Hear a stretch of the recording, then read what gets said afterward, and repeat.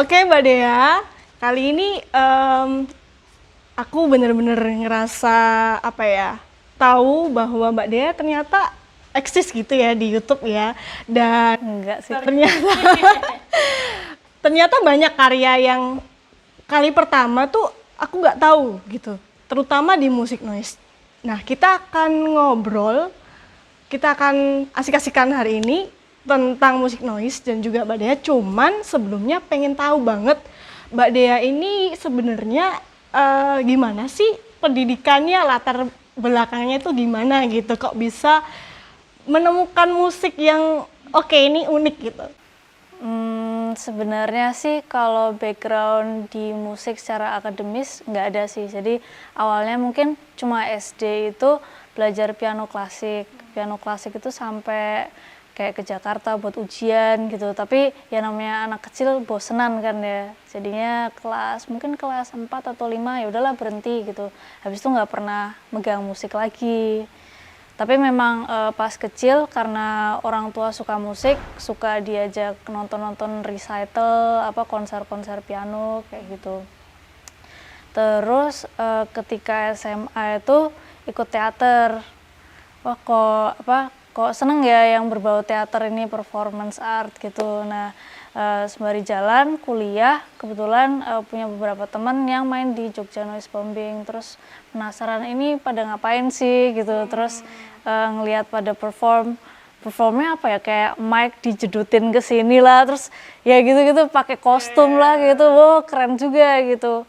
Terus ya udah aku jadi ingat interestku sama teater pas SMA dulu, kok ini keren gitu. Nah, kebetulan aku memang suka lagu-lagu yang instrumental gitu dari dulu, kayak musik ambient gitu. Sebenarnya ya tergantung definisi masing-masing noise itu kayak gimana ya, semua orang beda-beda. Tapi menurutku ambient juga bisa termasuk noise, dan aku emang suka lagu-lagu kayak meditasi, terus lagu-lagu yang tenang kayak gitu-gitu. Terus dari situ EP pertama aku itu ambient, sebenarnya lebih kalem daripada yang sekarang kan ya macem-macem gitu toh. Nah terus pas dulu itu aku juga jadi penulis lepas buat Vice dulu. Nah itu terus aku ngecover JNB tahun 2017. Terus ya udah kok seru, kayak nanya-nanya ini alatnya apa, pokoknya jadi penasaran lah. Terus ya udah tanya. Terus ya ada juga yang ngomong, oh ini aku bikin sendiri, aku modif sendiri gitu-gitu. Terus oh gitu bisa ya. Terus habis itu kebetulan aku daftar S2, terus pindah ke London, terus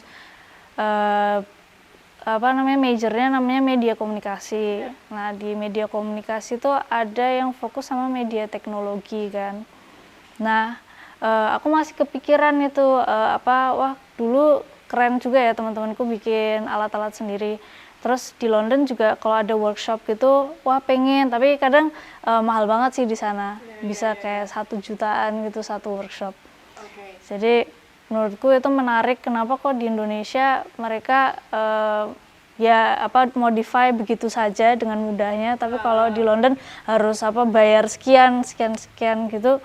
Oh mungkin ada perbedaan di situ. Nah itu dari situ jadi pengen, aku pengen membahas ini di skripsiku gitu. Jadi skripsiku tentang circuit bending. Jadi circuit bending itu dimana seniman-seniman itu memakai mainan-mainan tahun 90-an yang buat anak-anak itu, yang bisa dipencet terus keluar suaranya. Itu dimodifikasi lah, ditambahin resistor, potentiometer dan lain-lain. Oke. Nah Mbak, sebelum kita ngobrol lebih jauh nih, tadi kan kita udah ngobrolin tentang kayak gimana sih Mbak Dea itu menemukan pertama kali, terus abis itu explore di noise dan bandingin di Indonesia dengan London gitu ya. Nah, tapi sebelumnya musik noise itu apa sih gitu? Karena buat mungkin ada beberapa orang yang nggak tahu gitu ya. Oh, sebenarnya itu untuk menjawab itu tuh rada grogi saya, soalnya tuh menurutku itu berpotensi bikin perdebatan gitu. Karena noise itu sangat dekat dengan komunitasnya kan. Terus mungkin ada komunitas yang nyaman dengan menganggap noise itu bukan musik, ada komunitas yang nyaman menganggap noise itu lebih ke sound art, lebih yang akademis. Ada juga yang ya udah main buat ngelepasin penat gitu. Jadi ya itu rada grogi sih menjawabnya, tapi kalau menurutku sih apapun bisa jadi noise sih, ya suara audio aja, kayak kita ngobrol juga noise. Orang main piano walaupun pakai partitur gitu ya juga bisa noise. Jadi sebenarnya arti noise sendiri sebenarnya luas gitu ya, tergantung dari pribadi itu bisa mengartikan seperti apa. Nah, menarik banget, kemarin tuh sempat aku tuh ngelihat di sebuah artikel. Jadi artikelnya ini tertulis kalau misalnya kita ngelihat nih pertunjukan musik noise, dan kalau misalnya kita ngelihat terus sampai pusing, kita nggak ngerti dan muntah-muntah, nah itu adalah sebuah keberhasilan dari musik noise. Nah, menurut Mbak Dea, itu bener nggak sih gitu? Aduh, ya ini pertanyaan bagus yang aku harus mikir kalau buat jawab. Sebenarnya ya tergantung sih ya, tergantung niat orang bikin noise itu sendiri apa sih. Ada juga yang cenderung pengen main noise karena ingin melawan musik-musik yang udah established gitu. Ada juga yang memang pengen shock value-nya kayak gitu, ya nggak apa-apa, sah-sah aja sih. Jadi kurang tahu sih sebenarnya itu indikator berhasil atau enggak gitu. Jadi mungkin kayak perkembangan musik itu bahwa ini ternyata ada juga aliran baru yang namanya noise, dan ini ya maksudnya berbagai macam perspektif gitu ya. Sebenarnya juga bukan aliran baru sih. Bukan aliran ya? Ya kita main main gelas ting ting ting pas masih kecil kayak itu juga udah noise gitu. Mungkin dianggap baru karena baru muncul mungkin di medsos atau internet, orang mulai diskursus atau ngomongin itu, tapi noise sudah dari zaman dulu sih. Ya, emang dulu kuliah apa sih Mbak kok ini ya, mungkin ada hubungannya kali dengan musik noise atau gimana tuh? Kuliah aku nggak ada hubungannya sama sekali sama musik noise, nggak ada. Cuma mungkin yang bikin berguna mungkin karena belajar ilmu sosial dan politik kali ya. Jurusannya apa ya? Dulu media komunikasi, S2-nya. S1-nya manajemen. Tapi malah bisa ngomongin musik dari segi ekonomi politik gitu. Jadi malah memperlengkapi gitu ya, maksudnya latar belakang kuliah, terus kemudian belajar hal baru terutama di musik noise, terus jadi kayak jadi memodifikasi hal itu dua-duanya, terus jadi temuan baru gitu ya Mbak.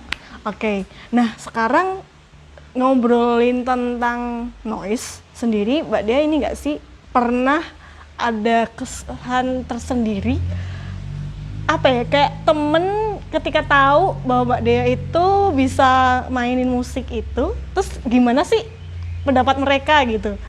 Ya mereka sih ngomong ke aku ya I don't understand, aku nggak ngerti, terus ya kayak itu sih ya hal baru buat mereka sih, yaitu di teman-teman kuliah ya, tapi kan aku juga ada teman-teman yang udah main noise lama, jadi mereka ya taulah gitu. Tapi kalau misalnya aku ngajakin ayo nonton acaraku atau acaranya temanku gitu ya, mereka perlu waktu untuk meresapi, kadang mereka curhatnya gitu ke aku. Tapi menurutku yang lebih mudah dicerna sih performance artnya, mungkin bagian olah tubuhnya atau pakai kostum atau itu kayaknya lebih universal, bisa diterima gitu, bisa lebih gampang dianggap hiburan gitu daripada musik noise-nya itu sendiri. Jadi karena kalau aku juga kan musik noise juga masuknya dari ngelihat performance artnya, kayak ngelihat kostumnya bagus, ini penggunaan audio visualnya gini-gini.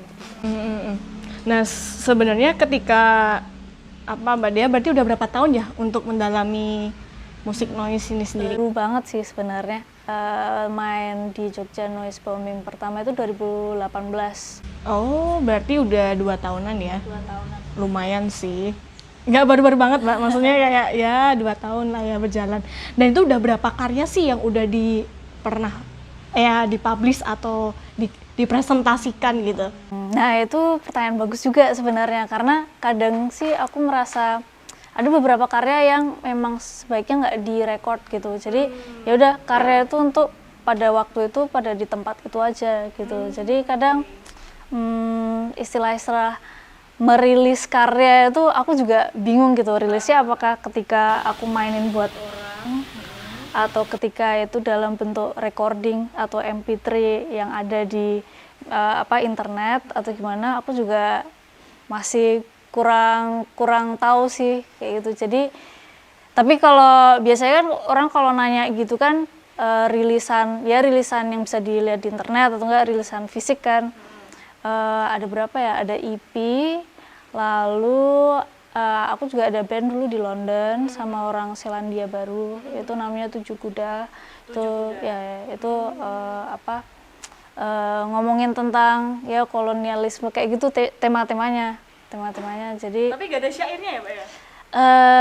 kadang temanku yang ngomong-ngomong kayak gitu, ngomong-ngomong kayak teriak-teriak gitu-gitu, tapi gak ada sih syair gitu. Tapi yang teriak itu adalah ini ya, kayak ekspresi dari temanya itu ya, kayak kolonialisme, berarti dia teriaknya tentang statement-statement yang berhubungan dengan kolonialisme gitu. Oke, dapat. Ya, jadi dia ngomongin tentang kolonialisme Selandia Baru, aku ngomongin tentang di sini gitu. Terus selain itu aku juga bikin elektronikan kayak nge-remix, duh bakal dimarahin netizen nggak ya, nge-remix kayak Mama Dada, terus kayak remix itu loh, kayak ada orang yang ngomong dari komisi anak itu, kayak orang bisa hamil dari kolam renang gitu. Itu aku remix, pokoknya yang nggak penting gitu deh. Yang ini ya, yang pernah trending topik terus jadi remixan ini ya. Oke, lucu. Terus terus ini lagi proses juga elektronikan, tapi elektronikan yang kayak lebih serius daripada yang tadi. Terus sekarang lagi pengen itu sih punya album atas nama sendiri, karena biasanya aku kalau main noise atas nama Dea Karina gitu. Pokoknya dulu malas bikin moniker gitulah. Ya udahlah kalau main atas nama sendiri aja. Nah, itu malah sampai sekarang belum ada album gitu. Padahal aku paling sering main atas nama itu. Jadi sekarang lagi OTW itu juga. Maksudnya main atas nama diri sendiri berarti atas nama siapa, Mbak? Dea Karina. Oh, Dea Karina. Oke, maksudnya bukan mengatasnamakan band gitu ya maksudnya. Tapi sebelumnya emang pernah main dengan band atau kelompok musik tertentu gitu? Baru Tujuh Kuda itu sih. Ketika Mbak Dea ini kepengen nih membuat sebuah karya, inspirasi itu datang dari mana sih gitu? Mana aja ya, beneran mana aja. Teman-teman itu paling sering teman-teman sih. Terus baca-baca buku, terus kalau akhir-akhir ini sih lagi suka nge-live looping radio. Jadi di belakang ada synthesizer, terus ada kayak siaran radio, aku kasih efek, aku kasih looper gitu-gitu. Jadi kayaknya ada deh di YouTube. Iya nggak sih? Iya. Jadi aku tuh suka banget nostalgia gitu, mengenang masa lalu gitu kan. Terus jadinya alhasil aku suka foto-foto, suka kayak ngambil kenang-kenangan, misalnya dengan izin ya, misalnya ngambil batu dari lokasi mana kayak gitu, aku koleksiin gitu. Nah, kalau radio itu kayak kita nge-capture waktu itu dan tempat itu gitu, karena siaran radio kan berbeda-beda setiap waktu dan setiap lokasi kan. Jadinya kayak aku pengen mengambil sebuah foto tapi bentuknya audio dan aku kasih efek-efek gitu. Gitu. Kayak foto Instagram dikasih efek gitu terus diposting. Iya, kayak ada sempat di YouTube tuh juga yang wash your hand. Oh iya. Iya kan? Jadi itu juga noise ya Mbak ya ternyata ya? Kan, itu bukan noise. Oh itu bukan noise, jadi apa dong? Sebenarnya ya itu tergantung definisi noise masing-masing. Tapi kalau aku mengelompokkannya lebih ke apa ya, elektronikan sih itu. Elektronika. Jadi elektronika bedanya apa Mbak sama noise? Ini juga baru sih buat saya. Sebenarnya aku juga nggak ada basis ilmu etnomusikologi sih ya. Jadi aku kayak ya mungkin ada banyak orang yang lebih tahu gitu. Tapi elektronika kan kebanyakan yang ya ada beat lah. Beatnya dibikin secara elektronik pakai DAW atau pakai aplikasi apalah. Kalau aku biasanya antara GarageBand atau enggak Logic. Ada sih Ableton tapi jarang gitu. Terus ya ada beat, terus ada kayak synth line gitu-gitu. Yang alat-alatnya bisa dibilang kontemporer sih, bukan klasik gitu. Ya. Oh, jadi gitu ya. Soalnya di YouTube ternyata Mbak Dia juga produktif gitu untuk mempublish karyanya gitu kan. Jadi kayak penasaran gitu loh, kenapa sih maksudnya datang dari mana sih ini si inspirasi? Ternyata udah nemu juga dari baca buku dan sebagainya. Nah, ada nggak sih dari Mbak Dia itu punya cita-cita tersendiri? Maksudnya ini kan udah 2 tahun di noise, terus kepengen apa sih sebenarnya dari noise atau pengen jadi pemain noise yang terkenal sedunia kayak atau apa gitu.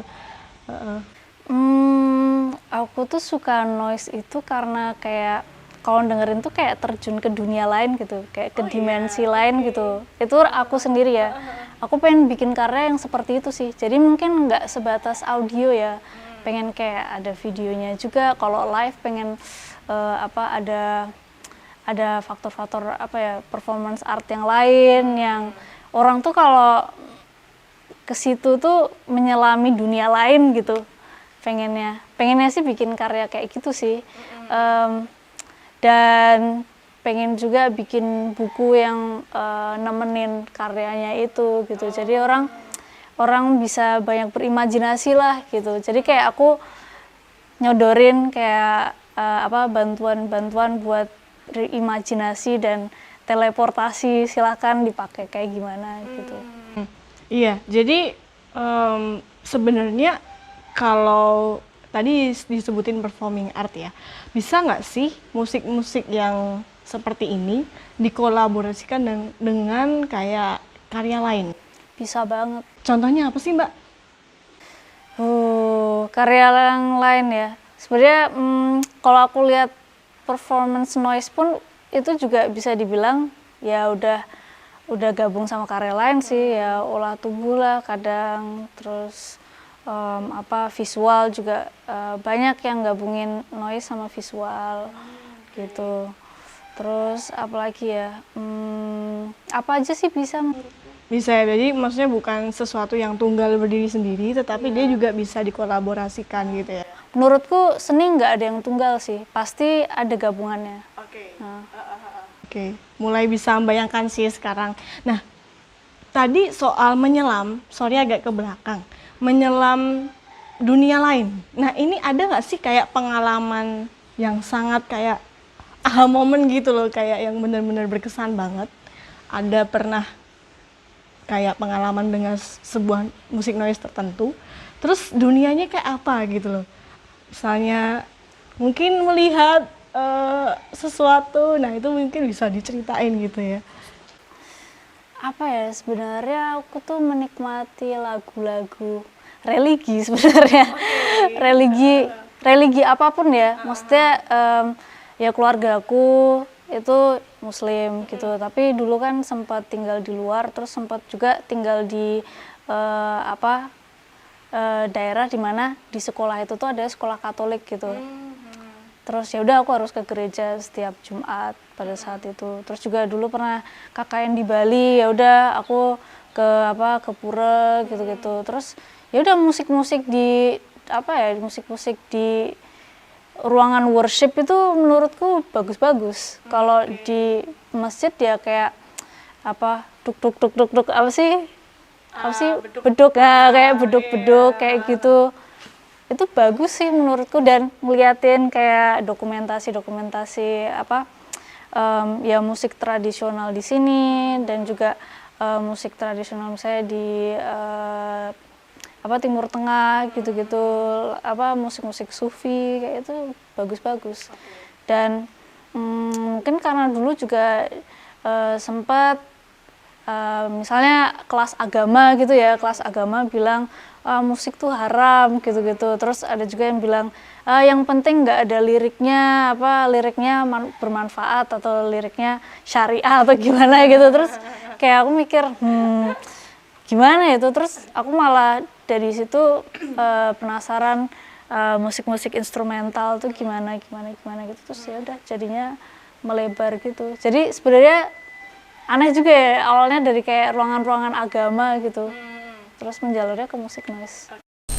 Ketika penonton ini menikmati karyanya Mbak Dea, nah apa sih perspektif dari Mbak Dea ketika ngelihat penonton yang mereka tuh hadir, datang, terus dia memberi energi, maksudnya untuk penampil seninya gitu, terus pengorbanan yang sudah penonton lakuin. Nah, menurut Mbak Dea itu gimana sih? Apa perspektif Mbak Dea terhadap penonton itu sendiri? Ada nggak korelasinya dengan mungkin kayak ada sesuatu yang terhubung gitu di antara Mbak Dea juga penonton gitu?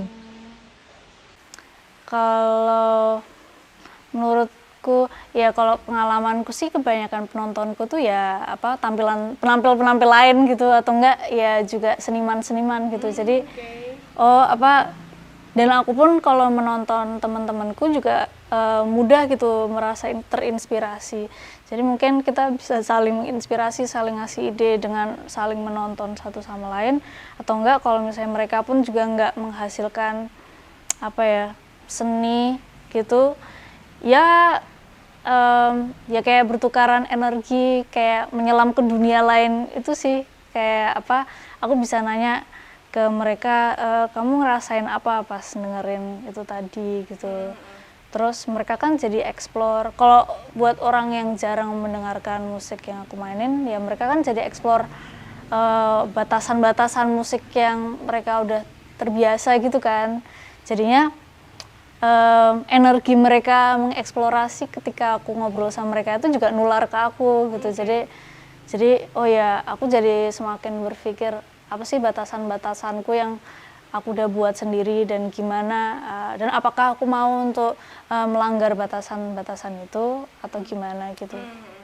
Jadi ya dari percakapan, terus dari reaksi mereka gitu juga menginspirasi aku. Maksudnya Mbak Dea menemukan bahwa inspirasi itu sumbernya dari kayak buku-buku atau mungkin dari karya orang lain dan lain sebagainya. Tapi pernah nggak sih terbesit pikiran untuk membuat karya yang tapi melihat dari perspektif penonton? Apapun itu, apakah musik yang diterima atau ya apapun? Iya sih. Salah satunya ya radio itu sih. Radio itu juga aku mikir orang lain kalau dengerin ini kayak gimana ya gitu. Aku kayak pengen ngajak mereka ini loh aku pengen nunjukin gimana cara aku mengcapture lokasi dan waktu gitu. Aku pengen juga lihat karyamu yang capture capture mirip, atau enggak ya nggak harus mirip juga sih. Aku juga pengen ngelihat apa yang bisa kamu hasilkan gitu.